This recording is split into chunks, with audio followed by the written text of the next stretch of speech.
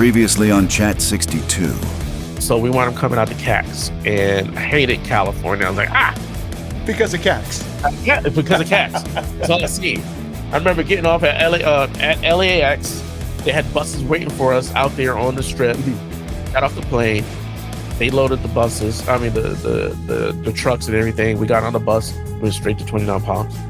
And hated every bit of it. Real quick before we start, we've streamlined our contact info. From now on, if you have any questions, feedback, or ideas for future guests, just shoot us an email at chat62podcast@gmail.com.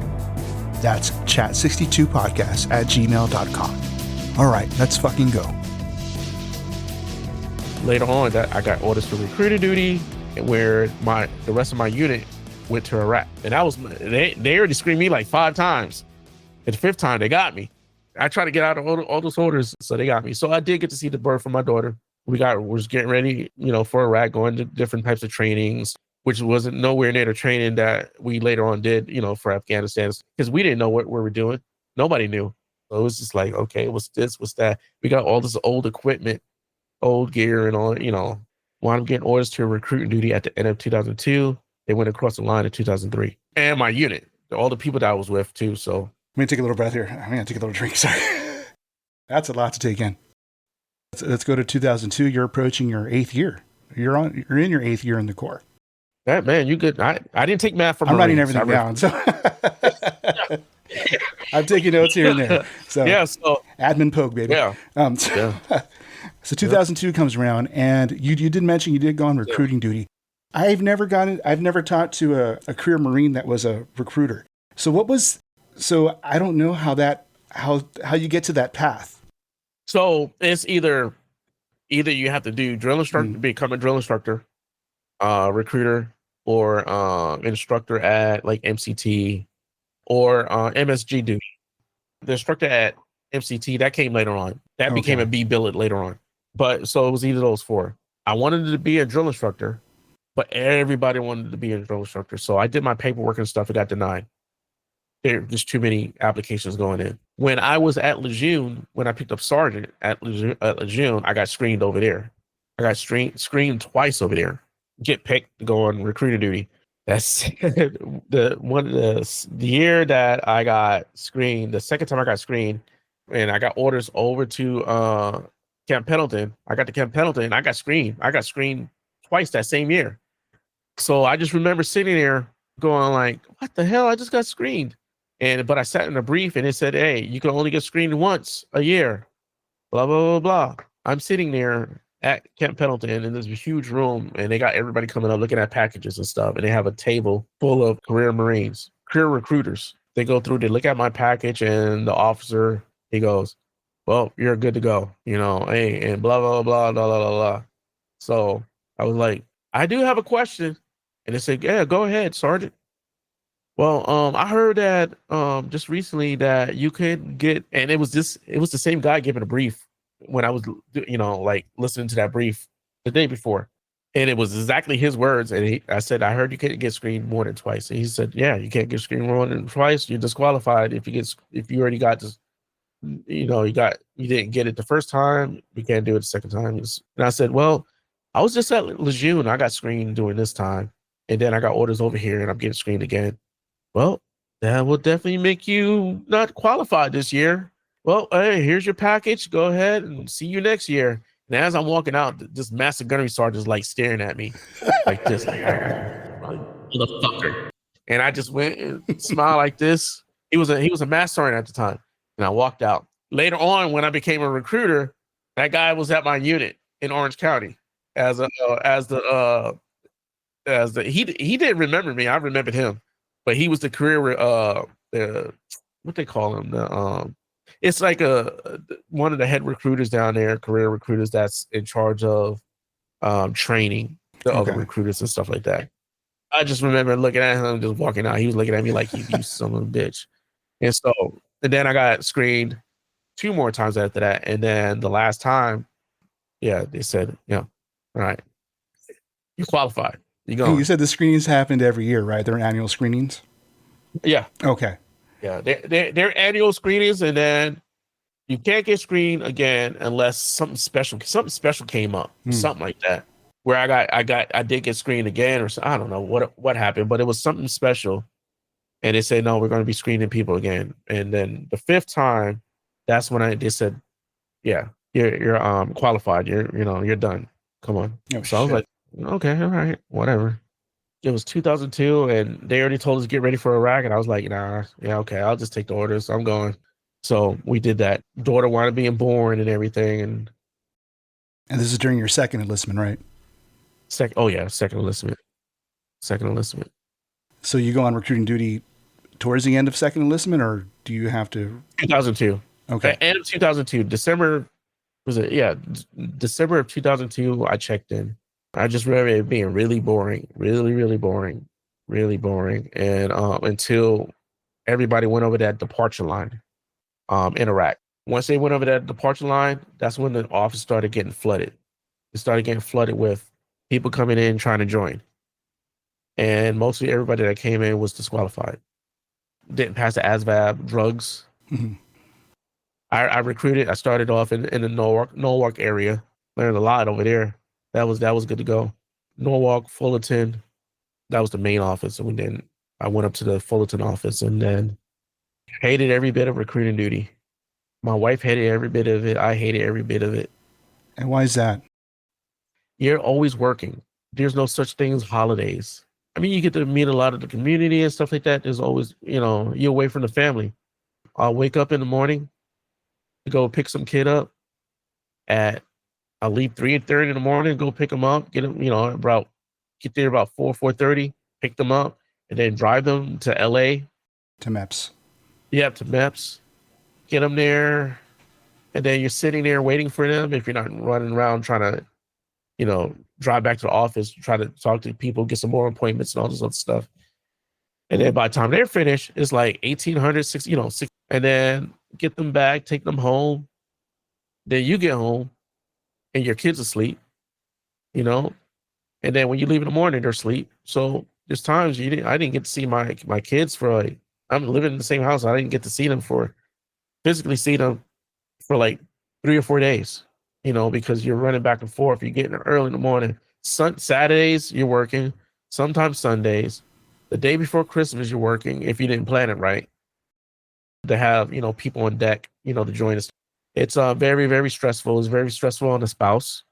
Out of that whole crew, out of my office, I'm the only one that's still married. Wow. To the same person. But yeah, everybody got divorced or whatever it was, and stuff. It was just very, very stressful, man. And I just remember the day that when I left, I walked out of the office and had my stuff, and they gave me my orders, and here, thank you for recruiting. I just ran up screaming like the Joker. I just remember and running out, and everybody's looking at me and I was like, I'm done, and I left there, and I went back to my actual office because that was the main headquarters office. Mm-hmm. That was in Tustin at the time, and then I went back to the main office in Fullerton, and just to say goodbye, because the boss at the time. All the other bosses, assholes, made your life miserable. My last boss, unfortunately, it was too late, but he made your life good. Hey, you need time off? Go. Good to me. Being stressed or whatever. Hey, don't worry about them. Just get your 2 in, and then whatever. And that guy, we're friends to this day. Matter of fact, we're gonna hang out. We got an event. We got a Facebook event to go to this week coming up on Wednesday. But that's really good friends. He was great. He took care of us then. Those people he was in charge with at that last office, he's still friends to this day because he was a good leader. The other guys, man, life was hard, man. You be in the office, making phone calls. What are you doing? You got your appointment? No. How many appointments you got? I got 1. You need 3, right? And it's 2,200 at night, and you're and they're leaving to go home or go to the gym. Mm-hmm. I'm going to the gym. I'm going to LA Fitness. I'll be right back. And you're like, what? Yeah, you better have your 3. You're like, what's up? 11 o'clock at night? It was very stressful. 3 years of being stressful. But here's the thing, it changed me where I was an introvert, scared to pick up that phone, talk to people, to kind of who I am now. I could just, I consider myself a extrovert and introvert mix. I got my times where I just want to go in the corner and just chill out by myself. I don't want to talk to nobody. It just want it's me, play my video games or do whatever, you know. And then when it comes down to it or whatever, I'll go out there and talk. Yeah, let me go. What's going on? Yeah, sign me up for it. I'll go to that event and talk. But it's because of recruiting duty. It made me go insane, but it made, you know, it also changed me too. So for It the helped better, open you up. Yeah. a lot. So from the second enlistment to the third enlistment, you spent 3 years in recruiting duty? I spent 3 years. Damn, I don't even know when I re-enlisted again. I spent 3 years in recruiting duty. I picked up staff sergeant on recruiting duty. Picked up staff sergeant. Got off of recruiting duty. Went to first maintenance battalion at Camp Pendleton. So you returned back to Camp Pendleton. Back to Camp Pendleton. My wife, because remember I got married in 2001. My wife's from California, so so I was just trying to stay in California most of the time. And so, went back to First Maintenance Battalion, Camp Pendleton again. Was there for 4 years, deployed to Iraq with that unit, 2002 to 2003. No, 2002. 6 to 2007. I went to Iraq. Went there. I was a staff sergeant, and then went with the regiment. Yeah, I just remember going with the regiment, and then they was doing some work with them up there. And then once the rest of maintenance battalion got out there, then I went back down to the maintenance level to be in charge of all the utility side. What was First Maintenance Battalion at? Pogus, Los Pogus. You lose your MOS knowledge a lot in those 3 years because you're doing something totally different. So you get back and it's just like, bro, I gotta learn this. Every year, every 3 years, something in the Marine Corps changes. Equipment, this and that, whatever. And so I had to learn that back again. Especially now you're a staff sergeant and you need to know your stuff.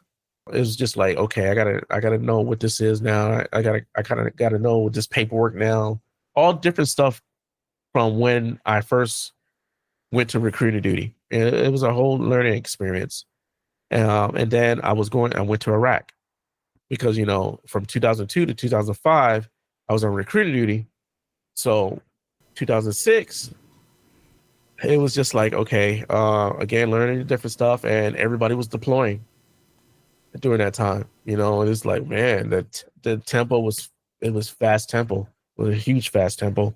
And I just remember we left. So funny. When I was at the regiment, we were like, okay, when are we leaving? We don't have an actual date when we're leaving. And I remember the word coming down saying, hey, we're leaving tomorrow. Ooh. All right. I already had everything kind of set up and everything. My wife was kind of prepped. Yeah, we're leaving tomorrow. And I just was like, wow, oh, shit. Okay. So I had to go tell, they say, hey, let the staff sergeant, let the lance corporals and whatever in this section know. So we had to go let them know. And I just remember one of the corporals just started throwing up. He's like, what, tomorrow? He's like shocked, like, whoa. Got everything together, which wound up not being the next day. It wound up being the day after that day. And took the buses down to March Air Force Base. We're on our way to Iraq. Which was, again, another learning experience. What was it like telling your wife and your child goodbye to go to Iraq? I have to think back of when that happened, okay, because Afghanistan was another time. So, my son was smaller then. So my son was smaller, and I just remember my little daughter crying. My wife, was crying. And then my son, he didn't know. He really didn't know because he was little. I forgot how old he was. He was little, maybe 3. I don't know. I can't remember. And then we hopped on the buses and we left. And then they had to go all through, get back through it again. Like years later, me being a gunny going to Afghanistan, now they're older, kind of same scenario, but now they actually remember a lot. So you go to Iraq. Yeah. So right now we're in 2006? 2006. Okay. Yep. 2006 Iraq. What is that like, leaving your family and heading halfway across the world? Yeah, and not knowing what's going on is just been, you see all this stuff happening on TV and everything like that. I had a lot when I was on recruiting duty. We had coolies that became Marines and infantry guys, and they wound up going to Iraq. You hear stories from them when they came back. You just like, and then we also had people that were like coolies and stuff, became Marines, infantry that wound up dying out there. So you feel guilty about that too. So now it's your turn. You're out there going, and you have no idea what's going to happen. Conditions that you've never been in before. Get out there. I just remember when we were in Kuwait first, and it was hot. The door opened up, and I just remember burning. It was just so hot. Like, holy crap. It's 100 and something, over 120 something degrees, the pilot says, but it feels like 140. We're like, what? We get off, and sure enough, it was so hot in Kuwait in the sand. And then there was a few days, like 3 days, maybe 3 to 4 days before we actually made it to Iraq itself. Because they had sticks going in and out, and then we would get ready to get on the bird, and then we get bumped by somebody that was a group or a unit that was more important to get out there. So, it was a little bit of waiting. Then we finally got out there, and I just remember getting off. We took a C-130 there, and that C-130 is going in, and it lands. And as we're getting off the C-130, there's Marines coming this way, and we're coming towards each other, and it's just like, tag, you're it. Pretty much. We get off, they're getting on, and they're leaving, and they're just looking at us like, sucker. Crap. And so we get out there, and then we get assigned our units and stuff, and we're on base. We're engineers, but utilities is a part of maintenance battalions. And then we had people that was attached to like RCT, I forgot, something like that. They were called RCT something, but they were like part of convoys. From maintenance battalion, but their only job was to guard the convoys going in and out. Rules and stuff change over the years. You don't have infantry protecting your convoys anymore. It's you Marines, you Pogues. You're Pogue. Like I make fun of it. Like this is Pogue actual, this is Pogue actual. Making fun. But anybody that's not infantry, you're considered a Pogue. Even LAV and all you guys are Pogues. They don't protect convoys and protect the base anymore. Really, pretty much. They're out there doing their stuff. So it's you Marines, you get trained up that and you do that. So we had Marines that was part of going out on convoys, man. I used to watch them just like, damn, going out on convoys, and you hear the convoy hit IED, and the 8th Engineer Battalion, they were always out there doing mine clearing. They had certain vehicles, and I just remember hearing this guy, he got hit 3 times, and he was like, he still wanted to do it, and they said no. Yeah, no, because he's probably got a TBI. And that's when the military started learning about TBIs and all this other stuff. He's doing those time periods. What's a TBI? Trauma, what is it? Trauma-based injury? Brain injury. Like it's TBI, I forgot the correct name for it. But it's like, say like you get a concussion and everything like that. It does something to your brain. Traumatic brain injury. But TBI, it does something to your brain. Studies got done on that and stuff, and they started saying like, yeah, this person has an injury. Whenever you get like they started doing those IEDs that are going off, it all has to be reported in. This guy happened to him 3rd time, and I heard that they were like, nah, and he's got a mine clearing vehicle that it was a vehicle that it was almost like a heavy equipment vehicle with attachments and all this other stuff on it, armor plating and stuff. And used to go ahead of the convoys to try to blow some of those, mines up or detect it. That stuff happened. The base used to get mortared all the time. And I remember the first time I seen the mortars come in, and we were new. We're like, oh crap, yo, they're trying to hit the airfield right now. And we're standing up there, and the alarms are going off and everything, and we don't know any better. We're like, oh man. And then I just remember the sergeant major coming out saying, hey, get your fucking asses down, get back into the blah, blah. Get your, and we're like, oh, shoots. So we start doing that. And then later on, we figured out, oh, yeah, this is definitely serious. Those mortars will reach over near us, too. Or they try to hit the chow hall, or they try to hit certain compounds. And then I remember we used to be in the bunker all the time. It was these old aircraft bunkers, and we used to have like office up, built inside of it, like wood, made of wood. I just remember it was just like one day it just kept mortaring, boom, boom, boom, boom, boom, and I just remember like just shaking. But you could whenever mortars or any of that stuff go off, you can feel the air pressure change around you, and you can feel it.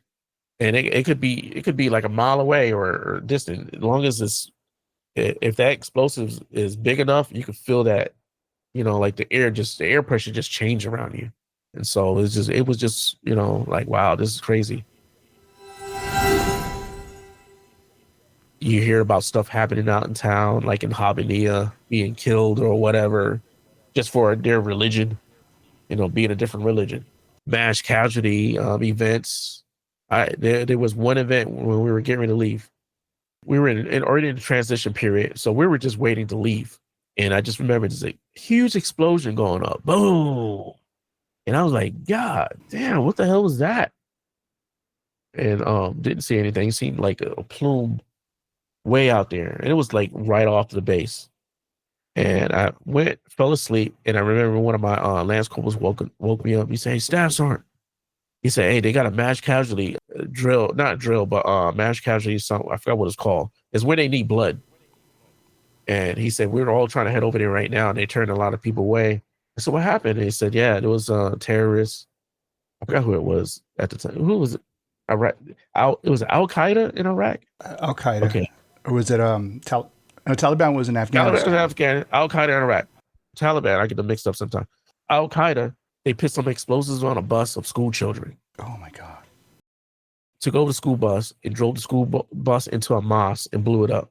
I was like, bro, we gotta leave this place. This is ridiculous. It's like, this makes no sense, man.